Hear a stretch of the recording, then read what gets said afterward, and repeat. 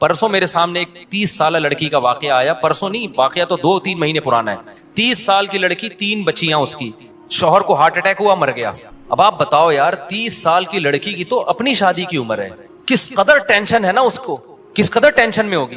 वो अपना नहीं सोच रही, वो अपनी 3 बच्चियों का सोच रही है, इनका क्या बनेगा। अब क्या हो रहा है कि लोग बता रहे हैं कि जी उसके रिश्तेदार उसको ज़कात दे रहे हैं रमजान में। मैंने कहा इन बेगैरतों, माजरत के साथ थोड़ा मैं गुस्सा हो रहा हूं, इन बेगैरतों को बोलो कि उसकी शादी का इंतजाम करो, ज़कातों पे नहीं टुकड़ों पे पालो। कब तक पलेगी ज़कातों के टुकड़ों पे यार, कोई इंसानों वाला काम करो तुम। उसके रिश्तेदार क्यों नहीं कर लेते उससे दूसरी शादी भाई, उसके देवर क्यों नहीं कर लेते, उसके चच्चे ताए क्यों नहीं कर लेते, जो शोहर के हैं चच्चे ताए वगैरह, ये कजन है, वो क्यों नहीं कर लेते।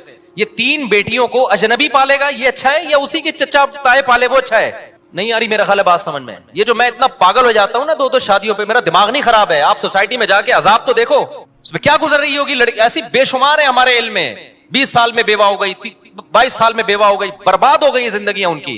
वो कह रहे हैं हम अपने आप को पालें, अपने बच्चों को पालें, और सोसाइटी क्या कर रही है, वो देवर का मखत ले जाके ज़कात दे रहा है उसको। अबे तू अपनी भाभी से शादी कर ले, अपने यतीम भतीजों को पाल ले यार तू। नहीं जी, बीवी से डर रहा है, बीवी को बाप बना लिया यार तुम लोगों ने। उससे नहीं डर रहे तुम खुदा के अजाब से। मैं उससे कह रहा हूं देवर से, तू अपनी भाभी से शादी कर ले, कह रहा है मेरी बीवी मारेगी। मैंने कहा छोड़ दे उस अजाब को यार, छोड़ दे, जो रखे, जो तेरा साथ दे ठीक है, नहीं तो दफा करो यार, उसको लानत भेजो। जब तक ऐसे ढीठ नहीं बनोगे ना, सोसाइटी तब्दील बोलो नहीं होगी।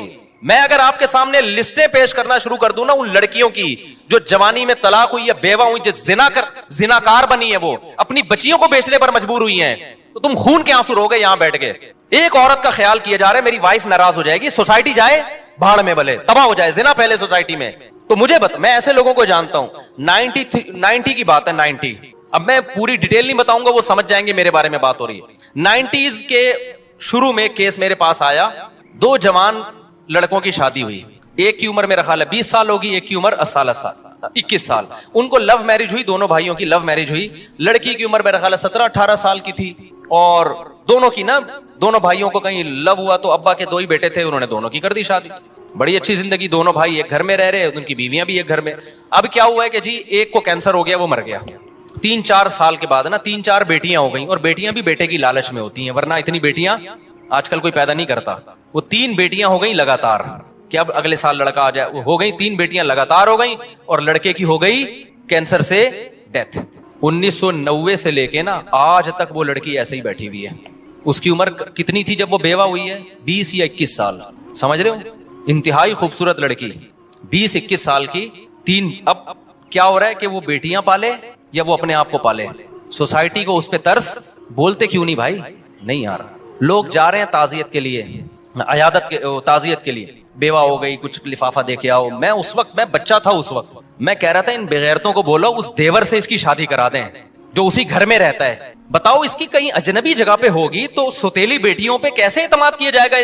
कैसे मर्दों की हवस की निगाहें आज इस जमाने में, फोश फिल्में सारी रात बैठ के देख रहे होते हैं, तो इन पे एतमाद करोगे? जवान सौतेली बेटी इसके हवाले की जाए सौतेले बाप के। कितने केसेस आ रहे हैं सौतेले बाप के उल्टे उल्टे। वो बीवी पे थोड़ी मर रहा हो तो फिर आगे उस जवान बेटी पे मर रहा होता है। गैरत तो बहुत थोड़े लोगों में रह गई है। मैंने कहा भाई इसके देवर से बोलो खुदा के लिए। मैंने लोगों से कहा जो भी ताजियत के लिए जा रहे थे, मैंने कहा अगर आप इस पर एहसान, में बच्चा था उस वक्त, मैट्रिक भी मेरा ख्याल नहीं किया था मैंने। मैं लोगों से कह रहा था कि यार ये जो 2 भाई एक घर में रहते, तीसरा कोई भाई भी नहीं है, तो वहीं रह रही है ना, पहले से ज्वाइंट फैमिली में रह रही है, तो वो इससे भी कर ले। एक बीवी तो पहले से है, अब अपने भाई की बेवा से कर ले, बच्चियां पल जाएंगी, बच्चियों को एक नया बाप मिल जाएगा। ना ना ना ना, मौत है ये लफ्ज जबान से। उसकी पहली बीवी पे तरस आ रहा है, हाय बेचारी पे सोकन आ जाएगी। अबे मैंने कहा उस बेचारी पे सोकन से तुम्हें खतरा हो रहा है, वो थोड़े दिन में भूल जाएगी सोकन। हर गम थोड़े दिन चलता है, उसकी सारी जरूरतें पूरी हो रही हैं, उसको नान नफका भी मिल रहा है, उसके बच्चों का बाप भी है, उसको घर भी मिला हुआ है, सब कुछ है। एक शिरकत हो जाएगी थोड़ी सी यार, मुसाफिर खाना है, दुनिया बर्दाश्त कर लो। ना ना ना ना ना, ज़कातें और ये टोपी ड्रामे लगा के रखे हुए, सदके खैरात, और जो करने का काम है वो कर नहीं रहे। सारी जिंदगी अब तक बैठी हुई है वो ऐसे। नहीं आ रही मेरा ख्याल है बात समझ में? अब तक वो मेरा ख्याल, अब तो क्या बेचारी की, मुझे नहीं पता उसके बाद, मुझे नहीं पता वो उनका हुआ क्या ना। मैं कभी वहां गया, मुझे केस आया था सामने, लेकिन इतनी बात पता चली कि अब तक क्या है, अब तो बच्चियों की टेंशन में 20 साल 21 साल की लड़की सारी जिंदगी किसकी टेंशन में गुजार रही है। और मैं फर्ज कर रहा हूं कि बहुत दीनदार होगी इंशाअल्लाह, लेकिन ऐसे हालात जब आते हैं, जो बाहर जाके जब वो जॉब करेगी तो आप मुझे बताओ, जब जॉब में लोगों को पता चलेगा, उसके बॉस को पता चलेगा बेवा भी है, कम उम्र भी है, खूबसूरत भी है, जरूरतमंद भी है, वो हवस की निगाहें डालेगा उस पर? नहीं डालेगा। आप क्या समझते हैं वो अपनी बहन समझ के उसको उसके साथ डीलिंग करेगा? वो बहन समझेगा उसको? कितनी जरूरतमंद खवातीन है, लड़कियां हैं जिन्होंने जॉब की है, आपके सामने अपने दिल का राज थोड़ी आगे बताएंगी। वो तो हमें आगे बताती है कि हमारा बॉस हमारे साथ कर क्या रहा है। कहती है हम अपने बाप को नहीं बता सकते क्योंकि अब्बा जॉब से हटवा लेगा हमें। रेप हो रहे हैं उनकी इज्जतों से खेला जा रहा है। फिर बास तो ऐसे होते हैं कि उनको भी चस्का लग जाता है गुनाह का, यार ये पैसा कमाने का आसान रास्ता है। तो इसलिए भाई सोसाइटी पे तरस खाओ। हम कोई बेवकूफ नहीं है जो 4-4 शादियों की बात करते हैं। हमारा कोई दिमाग खराब नहीं हो गया। आपकी 4 शादियों से हमें कोई फायदा नहीं है, लेकिन अगर इसको रिवाज नहीं डाला, खुदा की कसम नस्लें तुम्हारी भुगतेंगी और तुम्हारी नस्लें बर्बाद हो जाएंगी इस तरह से। किसी की बातों में ना हो। इब्राहिम अलैहिस्सलाम खड़े हुए ना कौम के खिलाफ, उन्होंने कहा मैं इन पत्थरों को नहीं पूछ सकता, भाई मैं खुदा को मानता हूं, लेकिन खुदा की कसम हम भी पत्थरों को ही पूज रहे हैं। एक पत्थर हाथ से बना हुआ होता है, एक पत्थर है कल्चर का पत्थर, कल्चर का बुत। हम खुदा को छोड़ के उस कल्चर के बुत को की इबादत कर रहे हैं। कल्चर को उठा के फेंक दो। हमें अल्लाह ने इस्लाम दिया है। देखो यूरोप में जब तबाही आई है ना, पहली जंग अजीम, दूसरी जंग अजीम में मर्द मर गए थे उनके, औरतें बहुत मर्द मार्केट से क्या हो गए, शॉर्ट। उनके पास कोई हल नहीं था इसका, तो उन्होंने औरतों को जिना पे लगा दिया। हमारे पास तो हल है भाई, हमारे पास, उनके पास तो हल नहीं था ना। वो किससे पूछते? पादरियों ने कहा एक से ज्यादा शादी हो नहीं सकती। हालांकि तौरात इंजील में ऐसा नहीं था। तौरात इंजील में तो ये 4 से भी ज्यादा हो सकती थी, लेकिन उन्होंने तहरीफ शुदा दीन कल्चर को फॉलो किया। पूरी सोसाइटी का बेड़ा गर्क हो गया। अब वो चाहते हैं कि हमारा मैरिज सिस्टम बहाल हो जाए। अब नहीं हो सकता बहाल। हमें तो यार अल्लाह ने इस्लाम दिया है। आप अगर दूसरी कर रहे हो, बेवा को सहारा दे रहे हो, तलाक याफ्ता को सहारा दे रहे हो, कोई रोकता है कि हमारे सोसाइटी इजाजत देती है? आप बोलो सोसाइटी का ही तेल लेने यार। खुदा है, मैं कलमा पढ़ता हूं, मुझे खुदा ने इजाजत दी है, किसी में दम है तो रोक के दिखाए। तो ऐसे वाकयात में रो रहा हूं। उन लड़कियों की ऑडियो आ रही है, रो रही है, चीखो पुकार, जिंदगी बर्बाद हो गई, कोई पूछने वाला नहीं है। तो आप देखो कोई वाकई नहीं है। अब ऐसा नहीं हो सकता कि ऐसी लड़की जो 30 साल में बेवा हुई, उसकी 3 बच्चियां भी हैं, कल मेरे पास कोई बंदा आ जाए मेरी शादी करा दो, मैं उठा के उसके हवाले कर दूं। आगे क्या होगा भाई उसकी बेटियों का? ऐसी लड़कियों के लिए सबसे पहला जो उनके लिए जो ऑप्शन होता है ना, वो उनके रिश्तेदारों का होता है, देवर का होता है, जेठ का होता है। सबसे पहला ऑप्शन ये होता है कि वो सहारा दें इनको। वो नहीं दे सकते, उनके कजन दें, अपने खानदान में रहे, ताकि बच्चे अपने खानदान से बाहर ना जाएं। लेकिन अब देखना, ये सारे बड़ी बड़ी दाढ़ियां भी हैं और तहज्जुद के निशानात भी हैं माथों के ऊपर, हर साल हज उम्रे भी हैं। किसी बेगैरत को ख्याल आ गया ना कि इसकी दूसरी शादी करा दो इसके खानदान में, तो आप मुझे आके बता देना, मैं उसको अवार्ड दूंगा। किसी बेगैरत को ये ख्याल नहीं आएगा। वो ज़कातें देगा लिफाफे डाल डाल के ना, कि चलो जी मेरी ज़कात 2500 रुपए बनती थी, अब मैं इस बेवा को ज़कात देके एक बहुत बड़ा तीर मारूंगा मैं। वो क्या होगा यार 2500? फिर उसको ज़कात, उसको तो मोहब्बत भी चाहिए, शौहर की मोहब्बत तो हर औरत को चाहिए, उसके औलाद को सहारा चाहिए। यतीमों की तरह पालेंगे, इसका बाप नहीं है यार। तुम खुद अपने बच्चों के बारे में सोचो यार, बाप की वजह से बच्चों को कितनी इज्जत मिलती है। कभी तसव्वुर किया आपने? आप थोड़ी देर के लिए फर्ज करो मैं मर जाऊं और मेरे बच्चों को ज़कातें लाके लोग दे रहे हो, किस कदर इंसान के रोंगटे खड़े हो जाते हैं ना। उसको बाप चाहिए होता है ऐसी बच्चियों को, और वो बाप जो बाप का भाई है, बाप का कजन है, वो तो वो बाप का किरदार अदा कर सकता है, सोतेला वो किरदार अदा नहीं कर सकते, बिल्कुल बाहर के खानदान को। तभी फुकाहा ने बयान किया है, लड़की तलाक याफ्ता हो या बेवा हो, अपने खानदान में शादी करेगी तो बच्चे रख सकती है, खानदान से बाहर जाएगी तो बच्चियों को साथ नहीं ले जा सकती, क्योंकि उस बच्चियों का फिर मुस्तकबिल महफूज नहीं है। फिर बच्चे छोड़ने पड़ेंगे उसको, लेकिन बच्चे छोड़ के फिर वो बच्चे नहीं रख रहे होते, खानदान वाले कह रहे हम क्यों पाले, क्योंकि फैमिली प्लानिंग ने बना दिया 2 बच्चे, अपने बच्चे नहीं पल सकते तो दूसरों के कहां से पालोगे। नहीं आई ना बात समझ में, मेरा ख्याल है। तो आखिरत में उल्टे लटके हुए होगे। हमने अपना फर्ज अदा कर दिया है, अब आप हम पे लतीफे कसें, मजाक उड़ाएं हमारा कि ये मौलवी को शादियों के अलावा कुछ नहीं आता, लेकिन जिन पे गुजर रही है ना, उनकी पुकार अल्लाह ही सुनता है, और अल्लाह फेंटी लगाएगा, चित्रौल लगाएगा कि तुम जब कलमा पढ़ते थे और मैंने तलाक याफ्ता और बेवा और बेसहारा औरतों के लिए हल ये बताया था, तुमने सारा पैसा हज उम्रे पे क्यों लगा दिया? तुम ज़कातों पे कोई फोकस तुमने क्यों किया, जो असल सहाबा में तो हमें नहीं मिलता। कोई बेवा होती और चंदे हो रहे हैं उसके लिए। सहाबा में ऐसा हुआ, एक सहाबी की 4 बीवियां एक टाइम पे बेवा हुई हैं, 4 बीवियां एक टाइम पे बेवा हुई हैं, और चारों की फौरन शादी हो गई है, क्योंकि सब ज्यादा शादियां करते थे तो रिश्तों की कमी नहीं थी। हजरत जाफर तैयार जवान थे, जब शहीद हुए ना, लोग मुझे ये भी कहते हैं कि लोग 4 शादियां करेंगे, मर गए तो 4 औरतों को बेवा बना के चले जाएंगे। ओ भाई 4 औरतों को बेवा बना के चले जाएंगे, लेकिन 4 शादियां फिर अगर उनकी शादी नहीं होगी ना, इसलिए नहीं कि इसने 4 की थी, इसलिए कि बाकी नहीं कर रहे। नहीं आई मेरा ख्याल बात समझ। वरना सहाबा के दौर में भी ऐसा हुआ। हजरत जाफर तैयार लड़ाई के लिए गए थे, जवान थे, 4 बीवियां थी उनकी, शहीद हुए तो 4 बीवियां बेवा हुई हैं, रोने की आवाज आई उनकी। आप सल्लल्लाहु अलैहि वसल्लम उनको खामोश करवाया कि आवाज बाहर ना निकले, फिर उन 4 की शादी हो गई। और ऐसे नहीं हुई है कि नबी ने उनके लिए रिश्ते तलाश किए हो, इश्तिहार, उस जमाने में तो कोई इश्तिहार का रिवाज नहीं था, या अनाउंसमेंट की हो। इतने रिश्ते आए हैं कि उन्होंने सेलेक्ट किया है। उनमें एक थी हजरत अस्मा, जब उनके लिए हजरत अबू बकर ने अलग पैगाम भेजा, हजरत अली ने अलग पैगाम भेजा, और भी साहबा ने भेजा, उन्होंने सेलेक्ट किया मैंने किससे करनी है। हालांकि हजरत अबू बकर तो पहले से मैरिड थे, किसी ने नहीं कहा कि आप तो शादीशुदा हैं, आप क्यों पैगाम भेज रहे हैं। उन्होंने कहा नबी ने एक वक्त में 9 रख सकते हैं, तो हमने 4 रख लिया, तो क्या हो गया भाई। इतने रिश्ते आए हैं हजरत अस्मा के लिए। हजरत अस्मा ने हजरत अली के रिश्ते को रिजेक्ट किया कि इनकी उम्र कम है। हजरत अबू बकर के रिश्ते को कबूल किया कि ये मिच्योर हैं, क्योंकि वो चाहती थी किसी मिच्योर से शादी हो। हजरत अबू बकर का निकाह हो गया उनसे, जिंदगी बड़ी अच्छी। पहले हजरत अबू बकर के निकाह में पहले से भी बीवी मौजूद थी, एक और हो गई। जब हजरत अबू बकर का इंतकाल हुआ तो फिर हजरत अली ने दोबारा पैगाम भेज दिया। उस वक्त हजरत फातिमा का शायद इंतकाल हो चुका था, मेरा ख्याल है। हजरत अली ने दोबारा पैगाम भेजा तो उन्होंने कबूल कर लिया, क्योंकि अब हजरत अली भी क्या हो गए थे, दोबारा भी शादी हो रही है, 2-2 3-3 दफा बेवा होकर शादी हो रही है। हजरत खदीजा की जो 40 साल में शादी हुई है और नबी 25 साल के थे, तो आप क्या समझते हैं हजरत खदीजा को रिश्ते नहीं मिल रहे थे।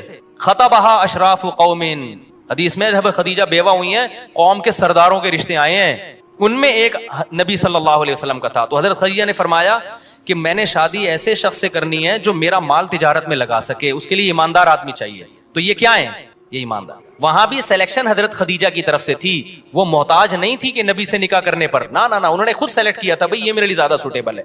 तो कोई अखबारों में इश्तिहार देने का रिवाज नहीं था, कोई बेवाओं के लिए, बेटियों के लिए भीख मांगने का रिवाज। तो बाप जो है ना अपनी कमारी बेटियों के लिए भीख मांगते हुए नजर आते हैं कि यार इनकी कहीं कहीं इनको टिका दो कहीं, तो सोसाइटी बर्बाद होगी, जिना फैलेगा सोसाइटी में। ये बता दूं मैं आपको, इसका हल दुआओं में नहीं है, वजीफों में नहीं है, इसका हल वही है जो अल्लाह उसके रसूल ने बताया। मेरे पास हरम में एक शख्स आया कि शादी नहीं हो रही बेटी की, आप दुआ करें हरम में। मैंने कहा मैं हरम में ना जो खिलाफे काबा है ना उस पे लटक के भी दुआ करूंगा फिर भी नहीं होगी। कह रहे हैं कैसी बातें कर रहे हैं। मैंने कहा भाई आपकी हो जाएगी और किस, जब अल्लाह मियां ने मर्द रखे ही कम है जो निकाह के काबिल मर्द हैं, ग्रोथ रेशो की बात नहीं कर रहा, और औरतें ज्यादा हैं, तो उनका हल ये थोड़ी बताया कि काबा में जाके दुआ करो। उनका हल बताया मर्द ज्यादा शादियां करें। आप ज्यादा शादियां मर्दों को करवाना शुरू कर दें, फिर दुआ अगले दर्जे में क्या है, फिर दुआ है। आप रिस्क का इंतजाम तो करो ना, असबाब तो इख्तियार करो, फिर दुआ मांगो अल्लाह मुझे रिस्क नहीं मिल रहा तो तू दे। दुआ कबूल होती है असबाब इख्तियार करने के बाद। मर्द है नहीं, निकाह कर नहीं रहे, और आप कह रहे हो कि अपने बेटे को शादी करने नहीं देते और बेटी के लिए कह रहे हो कि रिश्ते ही नहीं है, तो दुआएं मांग रहे हो जाके, तो खुद अपने आप को बेवकूफ बना रहे हो भाई। होता है कि नहीं होता, बाप अपने बेटे को करने नहीं दे रहा शादी और बेटी के बारे में कह रहे रिश्ते क्या है ही नहीं, मैं दुआएं मांग रहा हूं अल्लाह से। अल्लाह कहेगा ना तू किसी और की बेटी को तो निपटा नहीं रहा, अपनी बेटी के बारे में क्या कर रहा है। तो दूसरा भी यही कर रहा है कि वो अपने बेटे को नहीं करने दे रहा। तो असबाब इख्तियार जब तक नहीं करोगे मामला हल नहीं होगा। तो मैं इसमें बहुत सेंसिटिव हूं, मैंने हालात देखे हैं, समझ रहे हो, जो हालात मैंने बूढ़ों के देखे हैं, ब्रेन हेमरेज से मरते हुए देखे हैं। हम इसी सोसाइटी में पैदा हुए हैं भाई, कोई मरीख से आए हुए लोग नहीं, अपने रिलेटिव्स में देखे हैं और अब भी नजर आ रहे हैं। आए दिन मैंने तो फोन सुनने छोड़ दिए इसी वजह से, यार डिप्रेशन का मरीज बनता है आदमी। इतनी लड़कियां, इतनी औरतें जो जिनकी चीखो पुकार है ना, जितने माँ बाप हैं। एक दफा मैं गया किसी के घर, उस बूढ़े पे मुझे इतना रोना आ रहा था, उसकी बच्ची जवान तलाक आके घर बैठ गई। वो बूढ़ा आदमी ने पूरा ना एक कमरा जहेज से जमा किया हुआ है, मुझे दिखाया यार मुफ्ती साहब इस बच्ची की शादी करा दो। पूरा यार उसका कबाड़ खाना बना हुआ था बेचारे का, वो गरीब ने अपना ना जोड़ जोड़ के। लोग कहते हैं ना जहेज की वजह से शादी नहीं हो रही, जहेज ना होने, जो उसका पूरा कमरा है वो कबाड़, इसलिए कह रहा हूं कि पुराना हो गया था। मुझे इतना तरस आ रहा है यार, ये क्या, यानी क्या करें इसके। गन पॉइंट पे थोड़ी हम किसी की करा सकते हैं। क्यों, जब एक करनी है ना तो मैयार बहुत ऊंचा होता है, दूसरी पे हो जाता है, दूसरी पे वो देने के लिए तैयार नहीं, क्यों, रिवाज नहीं है। वो कहेगा यार पता नहीं, और करेगा तो कोई देगा ना, वो तो कोई कर ही नहीं रहा तो देगा कहां अगला। और जो करने की सोचता है ना उसका मैयार इतना ऊंचा है, उफ, कह रहे तो मैं दूसरी कर रहा हूं इतनी टेंशन में, तलाक याफ्ता से कर लूं। उसको मैयार ये है कि उसको कोई बॉलीवुड की एक्ट्रेस चाहिए, उसको सना खान चाहिए उसको, या उस जैसी कोई। समझते हो कि नहीं समझते? ऐसा नहीं होता मेरे भाई, ऐसा नहीं होता। तो अल्लाह के लिए काम शुरू कर लो, सोसाइटी को उठा के क्या करो, ऐसे की तैसे, अच्छी नीयत से करो। बेहतर तो ये तलाक याफ्ता बेवा से करो। बेगम रुकावट बन रही है, उसको इज्जत दो, मोहब्बत दो, बोलो बेगम मुझे पता है आपका गम है लेकिन सोसाइटी की नीड है ये जरूर। और छुपन छुपाई नहीं खेलो शादियों में, ठीक है। जिना से तो बच जाता है आदमी छुप के शादी करने में, लेकिन खानदानी आदमी वही होता है यार, है तो है, ऐसी की तैसी यार, उसके भी वही हुकूक हैं जो इसके हुकूक हैं। ये छुपन छुपाइयों वाले मामले ना ज्यादा अरसा चलते हैं, बीवियों को जब लटका के छोड़ देते हैं इसमें, कुछ दिन के बाद जब दिल भर गया तो बोझ लगने लगती है, उसको निकालने के चक्कर में होता है। ये गैर खानदानी लोगों की हरकतें होती हैं। खानदानी आदमी कहता है जब मैंने शादी की है तो ऐसी की तैसी, मेरे कतले बना के मार दो, मुझे भुगते से जो है ना सिरी पाए मेरे अलग कर दो। किया है मैंने, जाओ जो मर्जी करना है करो। इसमें चंद दिन टेंशन होगी, पूरी जिंदगी सुकून से गुजरेगी। ससुराल को पता चल जाएगा भाई ये बहुत डीट है इस मामले में। हमने भी शुरू में टेंशन में टाइम गुजारा, अब अल्लाह का शुक्र है हम टेंशन से अल्लाह ने बचा लिया। अल्लाह बचाए ही रखे। मुझे अल्लाह में ऐसे भी बहुत डर लगता है। अल्लाह कहेगा तू बगैर टेंशन की, अच्छा तो इसलिए अल्लाह ने बचाया हुआ है। लेकिन हमने बड़ी टेंशनें उठाई हैं, ऐसा नहीं हो गया। उसमें यही था कि यार हो गया तो हो गया, स्टाइल ही यही थी। मर जाएंगे ना, जो मर्जी करना है कर लो यार, जो हो गया हो बस हो गया। एक्सक्यूज मी सर, हो गया, ठीक है ना। इसके बगैर चलता नहीं है। इसमें टेंशन है, वक्ती है, उसके बाद सुकून है। मेरे पास ऐसे लोग आए दूसरी की बहुत टेंशन में, यार हम तो अब छोड़ दूं नहीं। मैंने कहा यार अगर ये कंफ्यूज वाली जिंदगी गुजारी ना, डिप्रेशन से मर जाओगे। अब तो जो हो गया क्या है, बोलो हो गया, मार दो, फेंक दो, नाले में लाश बहा दो, कुछ भी करो, बस जो होना था क्या है हो गया। और मैंने कहा घर से बंदूकें छुपा दो, ऐसा ना हो, क्योंकि ऐसे केसेस भी हुए, बेगम ने उड़ाई दिया बंदा, खुद जेल हो गई फिर बेगम को। लेकिन उस जज्बात में ना औरत को आहिस्ता से बोल रहा हूँ, कुछ सीख ना ले गई तो भाई, और उसको बेगम को बता दो मैं मर जाता तो भी तो सब्र आ जाता ना। और औरत को चाहिए भाई, ठीक है औरत को तकलीफ होती है, लेकिन दूसरी औरतों का भी तो ख्याल करें ना यार, वो भी तो इंसान है। मैं ऐसे वाकयात भी जानता हूँ। एक बंदे को मैंने कहा करो, तुम्हारी बेगम बेवा हो गई, तुम्हारे बच्चे भी ऐसे ही रुलेंगे। उसने कहा कुछ नहीं होता, वो बेवा वाकई हो गई। अब तो मैं किसी को ये भी नहीं कहता, मैंने कहा ऐसा ना हो ये मर जाए, वो एक्सीडेंट से मरी गए, वही हुआ, उनके बच्चों को भी कोई पूछने वाला नहीं। तो ये सारा सोसाइटी ने बेकार एक हिसाब किताब शुरू कर दिया है। शुक्र करो तुम जवान हो, अभी ये बातें सुनने को मिल रही हैं। कितने बूढ़े मेरे पास आए, काश मुफ्ती साहब 10 साल पहले हम आपके बयान सुन लेते, काश सुन लेते। लेकिन फिर बार बार मैं कह रहा हूं, लटकाओ नहीं औरत को, लटकाओ नहीं, चस्के लेने के लिए मत करो, हमारे बयान का नाजायज फायदा मत उठाओ। बहुत से बेगैरत हैं, बड़े बेगैरत हैं, बयान सुन के करते हैं और फिर लटका देते हैं औरत को। चंद दिन का जोश होता है, या फिर पहली को भूल जाते हैं। ये बेगैरती वाला काम नहीं, ये पैगंबरों का काम है, तो पैगंबरों के तरीके पे ही होगा। हमारे नबी ने जैसे किया है तो पैगंबरों वाले तरीके पे ही करो। बड़ा अच्छा लगता है जब कोई आता है कहता है मैं शादी कर रहा हूं और मैं बता दूंगा। और मैंने कहा फिर जब पिटेगा तो क्या हुआ, कह रहा है कोई बात नहीं यार साहब। और फिर अल्लाह का शुक्र है वो पहली को घुमाने लेके जा रहे होते हैं। मुझे अच्छा लगता है कि यार इसको पता है पहली को तकलीफ हुई है, तो अब थोड़ा सा उसको टाइम देना है। तो उसकी तलाफी भी तमीज से कर रहे होते हैं, उसको घुमा रहे हैं, फिरा रहे हैं, उसको ज्यादा इज्जत दे रहे हैं। तो तमीज से करोगे, इसकी बरकतें तुम दुनिया में अपनी आंखों से देखोगे। बदतमीजी से करोगे तो नहूसत आएगी। सही है। इस पे एक टेक्निकल पॉइंट की बात आ रही है, वक्त बहुत बुरा हो गया है। अक्सर लोग दूसरी शादी करते हुए कहते हैं खानदान धक्के देके निकाल देगा, छोड़ देगा हमें। तो मैं कहता हूँ जब दूसरी तीसरी चौथी होगी ना, 2-4 साल में तुम्हारा अपना इतना बड़ा खानदान होगा, बच्चे भी उसी स्पीड से होंगे, तो इतना बड़ा खानदान होगा कि तुम्हारा खानदान जो है वो तुम्हारे खानदान का एक छोटा सा हिस्सा बन जाएगा। नहीं आई बात समझ में? मेरे खानदान में टोटल पता नहीं कितने अफराद थे, लेकिन अब वो मेरे खानदान के थोड़े से अफराद रह गए। समझ रहे? नहीं आ रही समझ में? यानी मेरे खानदान वाले अगर आए तो फिर जो मेरे वाला खानदान है, अगर मैं उनके साथ बिठाऊं तो फिर ऐसा लगेगा कि वो वाला जो खानदान, जो मेरा पहले वाला जो खानदान था ना, वो मेरे वाले खानदान का एक छोटा सा पार्ट है। तो भाई खानदान तो बनता ही शादी ब्याह से है यार। तो खानदान छोड़ के निकाह को प्रोमोट करो, अल्लाह अच्छा खानदान दे देगा आपको। ऐसे नालायकों से अल्लाह हिफाजत करेगा।